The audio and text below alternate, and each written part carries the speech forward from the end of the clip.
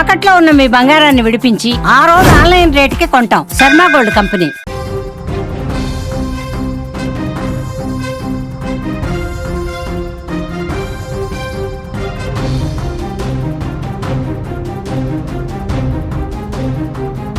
Breaking news చూస్తున్నాం. కడప జిల్లాలోని గండికోటలో జరిగినటువంటి వైష్ణవి హత్య కేసులో బిగ్ ట్విస్ట్. ఎవరు ఊహించిన విధంగా అందరూ కూడా లవర్ లోకేషే చంపేశారు, లోకేషే చంపేసి ఉంటాడని అందరూ కూడా భావించారు. కానీ ఇప్పుడు బిగ్ ట్విస్ట్ బయటపడింది. ఏంటంటే పరువు హత్య, వైష్ణవిది పరువు హత్య. సామూహికంగా అత్యాచారం చేసో గ్యాంగ్ రేప్ చేసో చంపి ఉంటారని తల్లిదండ్రులు ఇప్పటివరకు చెప్తూ వస్తున్నారు.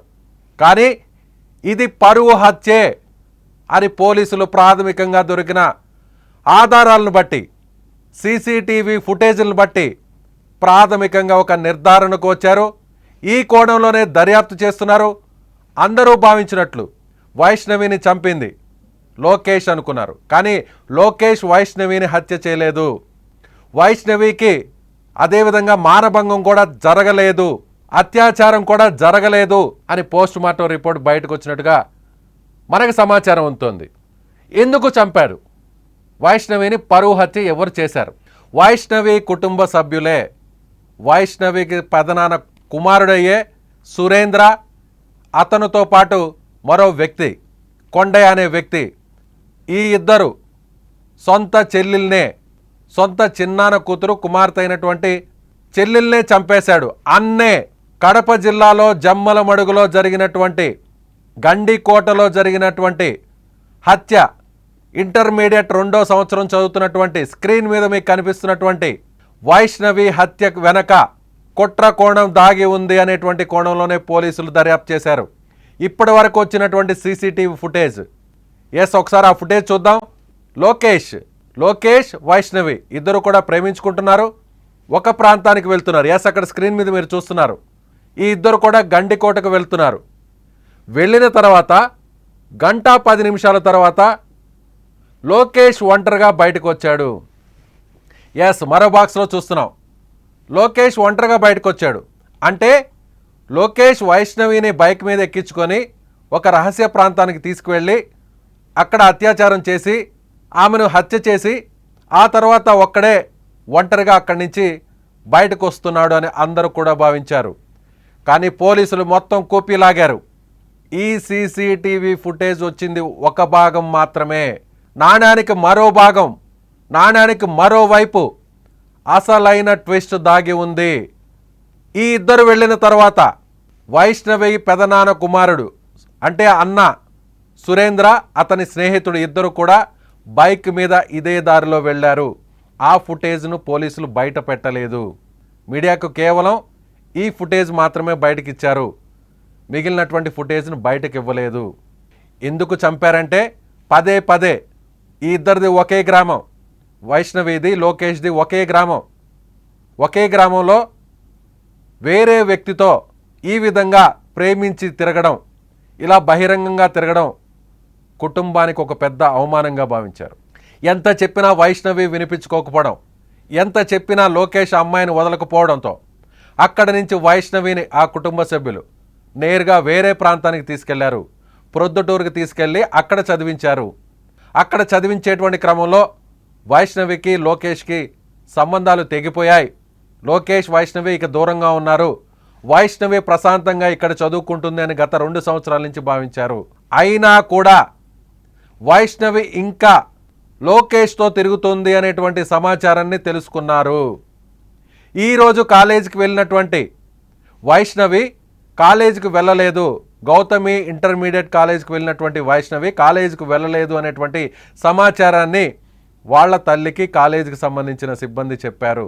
వెంటనే విషయం తెలుసుకున్నటువంటి తల్లి అక్కడే ఆ గ్రామంలోనే తన సొంతూరుకి వేరే పని నిమిత్తం, వేరే డాక్యుమెంట్స్ని చేంజ్ చేసుకోవాల్సినటువంటి నిమిత్తంలో వైష్ణవి తల్లి తన సొంతూరుకి వెళ్ళింది. అక్కడ ఫోన్ కాల్ రాగానే అక్కడే ఉన్నటువంటి సురేంద్ర తన చిన్నమ్మ చెప్పినటువంటి విషయాన్ని తెలుసుకొని ఇద్దరూ కలిసి కాలేజ్ వద్దకు వెళ్ళి వాళ్ళ ఫ్రెండ్స్ని వివరాలు ఆరా తీయగా వైష్ణవి గండికోటకు వెళ్తున్నానని చెప్పింది. అంటే వీళ్ళు వెంటనే ఒక నిర్ధారణకు వచ్చారు. లోకేష్తోనే వెళ్ళి ఉంటుంది. అక్కడి నుంచి 30 కిలోమీటర్ల దూరంలో ఉన్నటువంటి గండికోటకు వెళ్ళింది అంటే అది లోకేష్తోనే వెళ్ళుంటుంది అని అనుమానించారు.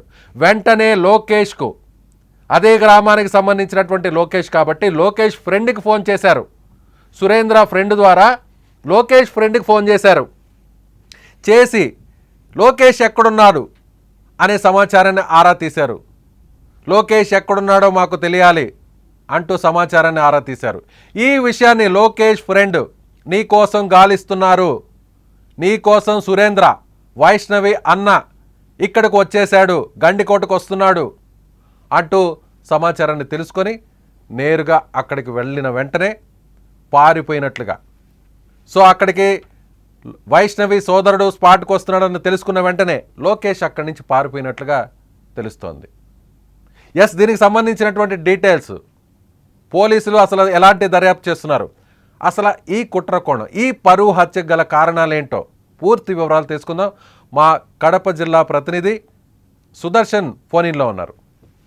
సుదర్శన్, చరిత్రలో గతంలో ఒక గండికోట రహస్యం ఉంది. అయితే నిన్న జరిగినటువంటి గండికోటలో జరిగిన సరికొత్త రహస్యాన్ని రహస్యంగానే ఉంచకుండా ఆ రహస్యాన్ని బద్దలు చేసే ప్రయత్నం పోలీసులు చేస్తూ ఉన్నారు. వైష్ణవిని గండికోటలో తన ప్రియుడే అత్యాచారం చేసి హత్య చేశాడంటూ కొద్దిసేపటి క్రితం వరకు కూడా పోలీసులు కూడా అయితే ఇప్పుడు ఈ కేసులో కొత్త కోణాలు వెలుగు చూస్తున్నాయి.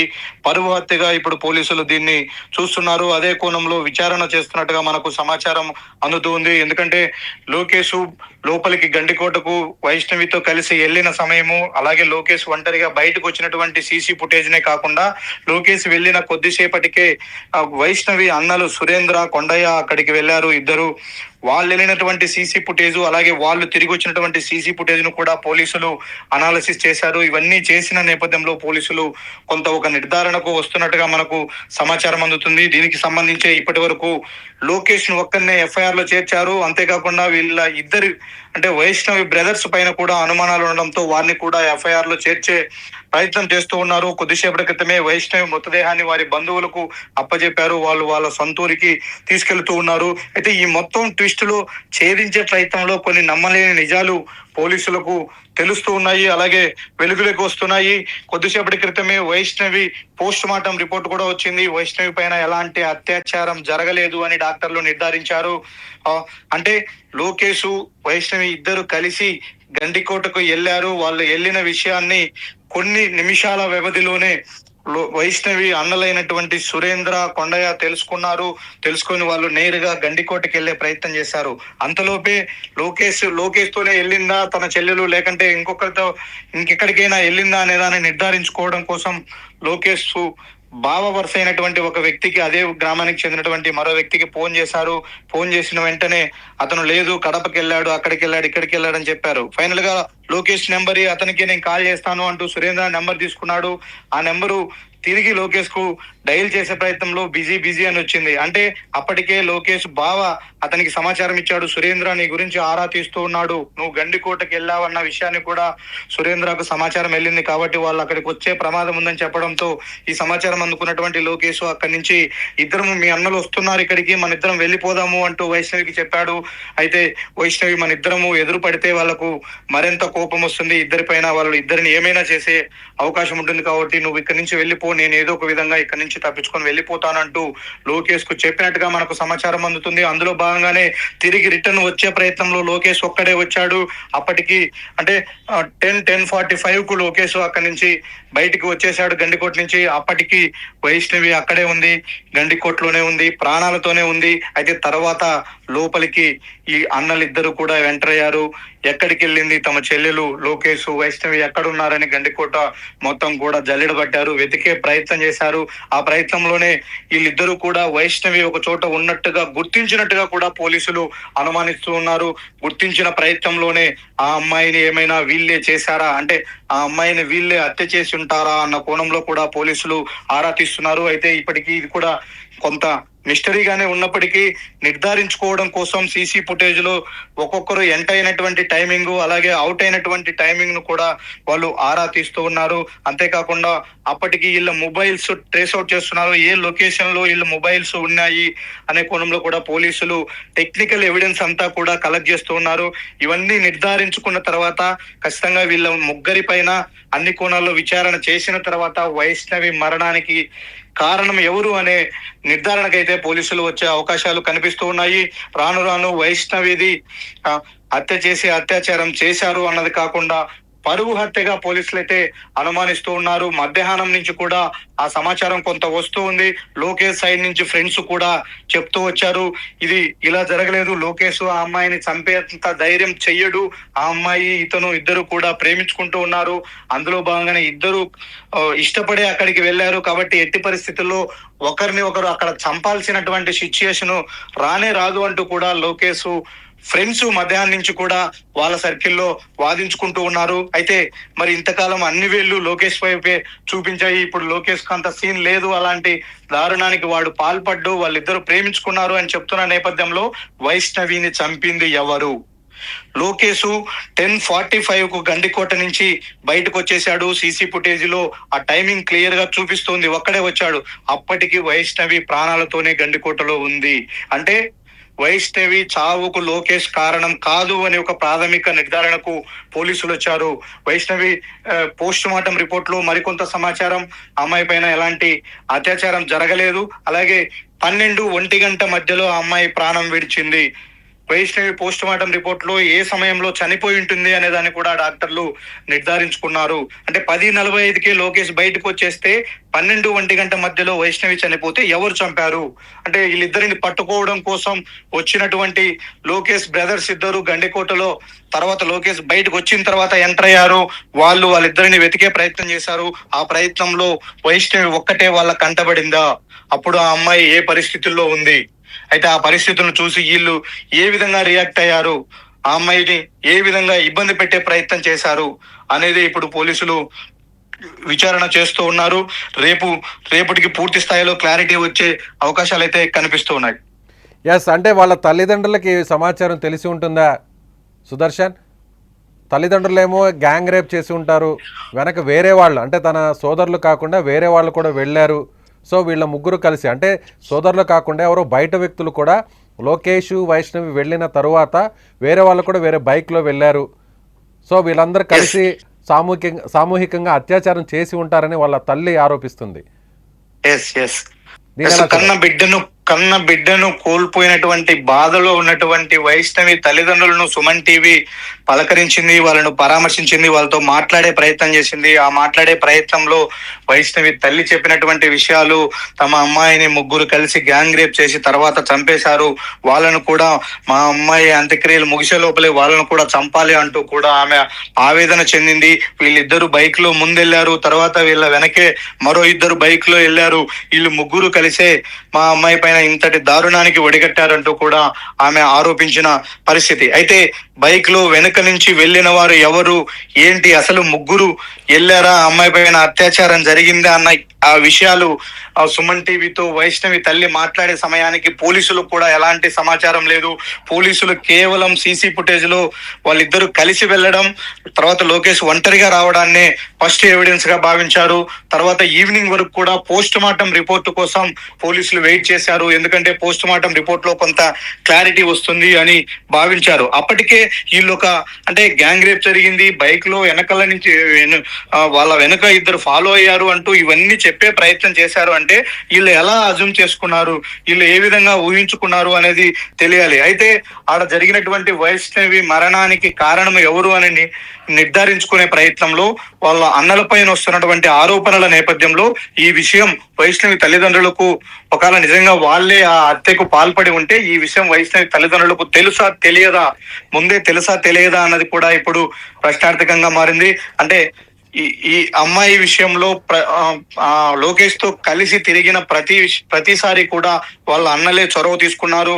ఆ అబ్బాయిని కొట్టారు, ఆ అమ్మాయికి భయం చెప్పారు, ఈ అమ్మాయిని కూడా కొట్టారు అని వాళ్ళే ఒప్పుకుంటూ ఉన్నారు.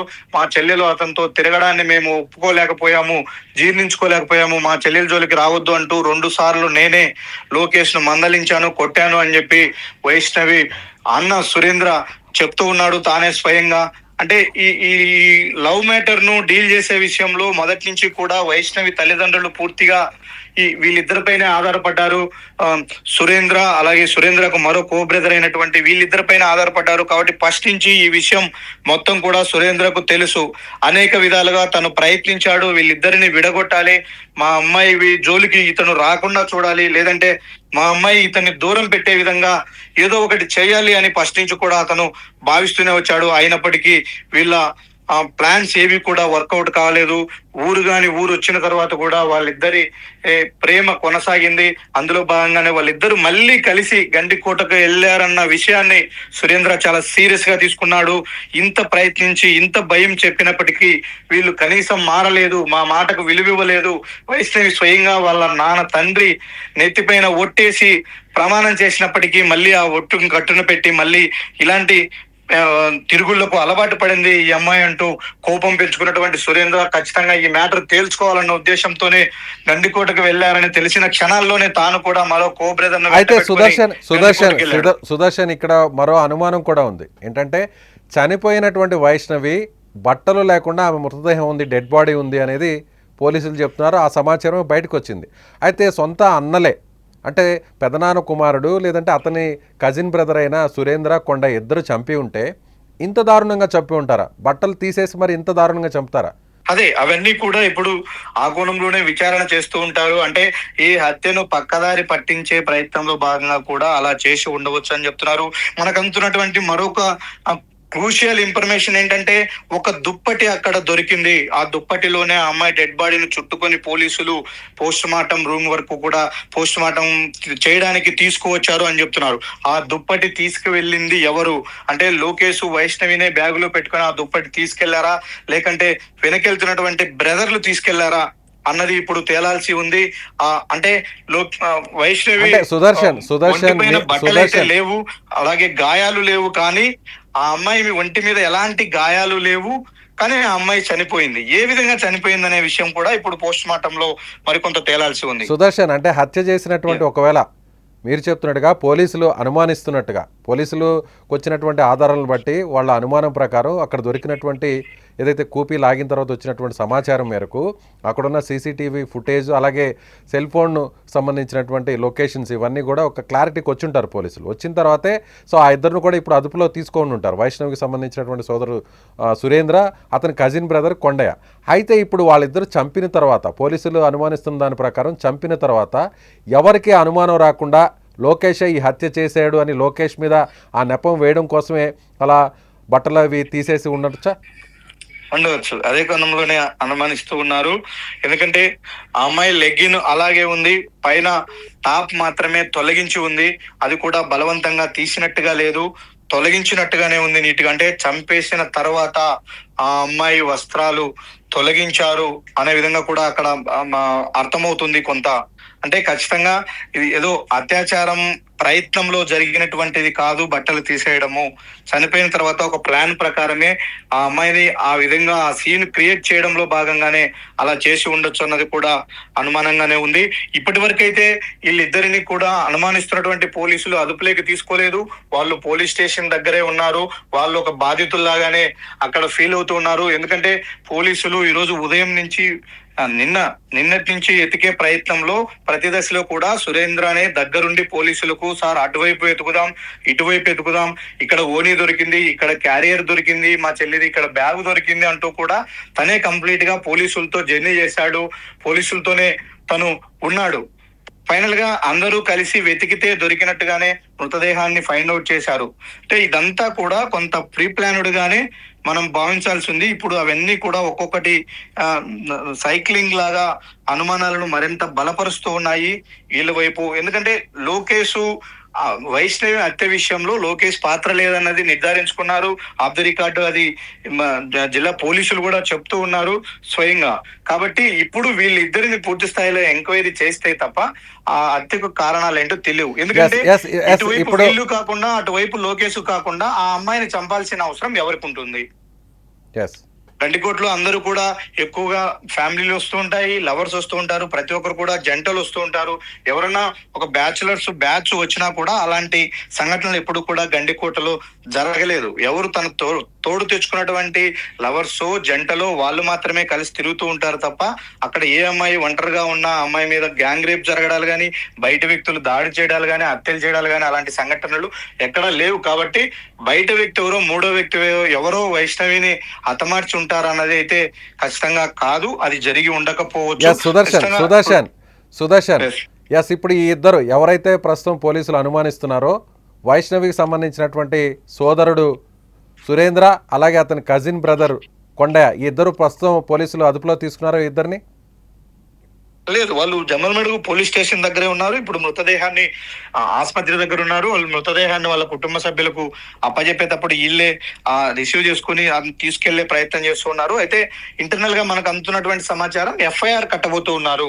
ఫస్ట్ ఆఫ్ ఆల్ వాళ్ళని ఎఫ్ఐఆర్ లో చేర్చిన తర్వాత రేపు ఆ వైష్ణవి సంబంధించినటువంటి అంత్యక్రియల కార్యక్రమం అంతా అయిపోయిన తర్వాత రెండో కోణంలో కూడా పోలీసులు విచారణ చేసే ప్రయత్నం చేస్తున్నారు.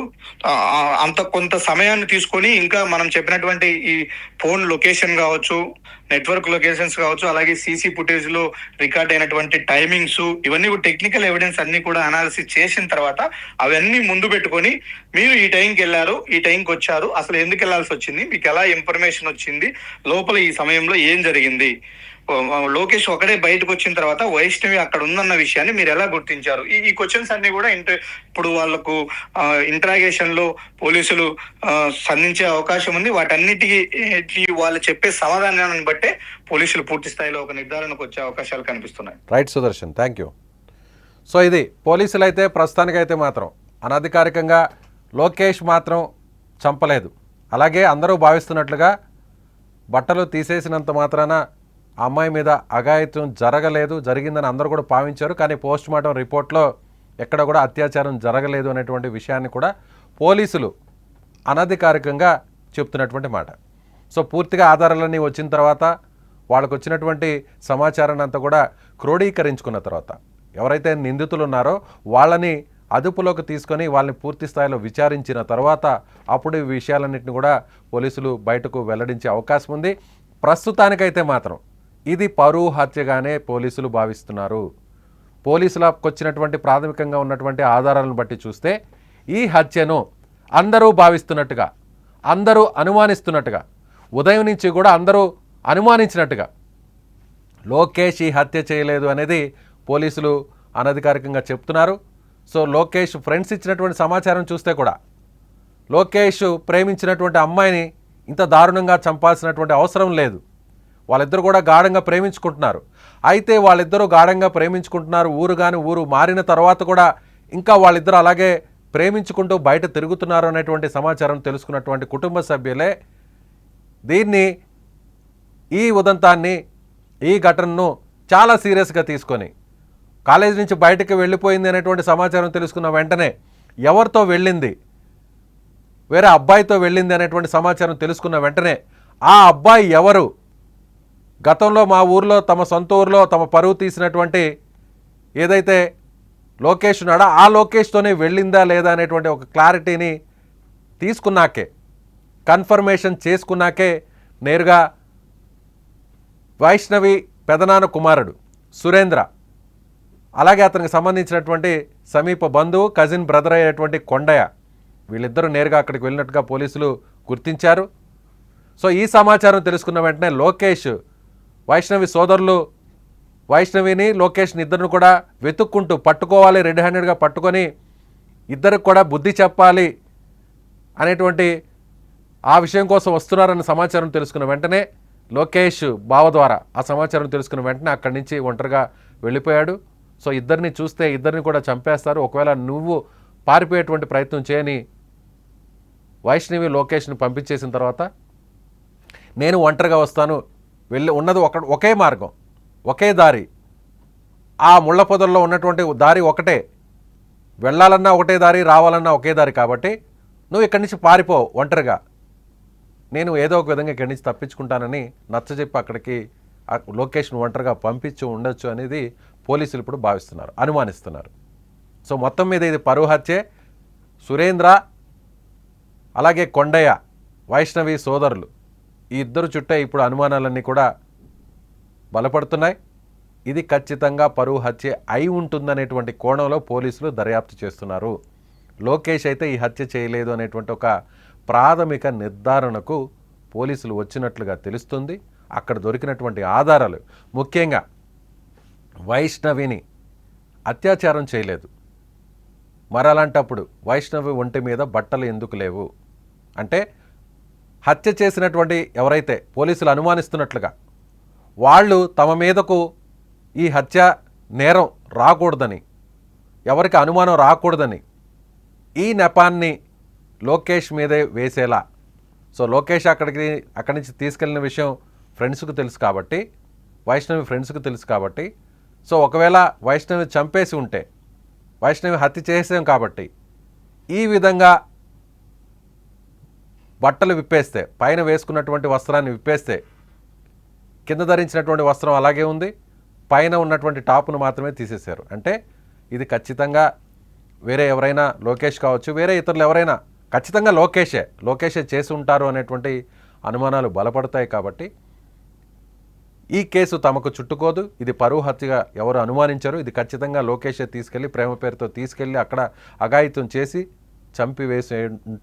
చంపేశాడు అనేటువంటి ఒక భావనకి అందరూ వస్తారు. కాబట్టి సో ఈ కేసు, ఈ హత్యలో నుంచి చాలా ఈజీగా బయటపడవచ్చు అనేది వాళ్ళు భావించారు. కాబట్టి ఇంత పక్కా ప్లాన్తో ఈ పరువు హత్య చేసి ఉంటారనేది ఇప్పుడు బయటకు వస్తున్నటువంటి సమాచారం. సో రేపు పోలీసులు దీనికి సంబంధించినటువంటి పూర్తి వివరాలు వెల్లడించే అవకాశం ఉంది. పోలీసులు అనధికారికంగా ఇచ్చినటువంటి సమాచారం మేరకు మా ప్రతినిధి, కడప ప్రతినిధి విషయాలన్నీ కూడా చెప్తున్నారు. పోలీసులు కూడా అనధికారికంగా లోకేష్ హత్య చేయలేదు అనేటువంటి విషయాన్ని కూడా చెప్తున్నారు. మీరేమనుకుంటున్నారు? నిజంగా పోలీసులు అనుమానిస్తున్నట్టుగా అక్కడ దొరికినటువంటి సాక్ష్యాలు, అక్కడ దొరికినటువంటి ఆధారాలు, అక్కడ దొరికినటువంటి సీసీటీవీ ఫుటేజ్, అక్కడ ఉన్నటువంటి సెల్ ఫోన్ లొకేషన్, సిగ్నల్స్, ఇవన్నీ కూడా చూస్తే పరువు హత్యగానే పోలీసులు భావిస్తున్నారు. ముళ్ళ పొదల్లో చంపి పడేసినటువంటి వైష్ణవిది హత్య కాదు, సామూహిక అత్యాచారం చేసి చంపబడింది కాదు, పరువు హత్యే. ఒకే గ్రామానికి సంబంధించినటువంటి వ్యక్తితో ప్రేమించి తిరుగుతూ, ఎన్నిసార్లు చెప్పినా మారకపోవడంతో పదే తిరుగుతూ తమ పరువు తీస్తుంది. ఇలాంటి అమ్మాయి బతకడం వేస్ట్, ఈ అమ్మాయి బతికి ఉంటే ఇంకా తమ పరువు బజారును పడుతుందనేటువంటి భావంతోనే ఈ పరువు హత్య చేశారనేది పోలీసులు ఇప్పుడు ఆ కోణంలోనే అనుమానిస్తున్నారు. మీరేమనుకుంటున్నారు? నిజంగా పోలీసులు అనుమానిస్తున్నట్లు అక్కడ దొరికినటువంటి ఆధారాలను బట్టి చూస్తే ఇది నిజంగా పరువు హత్య అయితే ఆ హత్య చేసిన వాళ్ళని ఏం చేయాలి?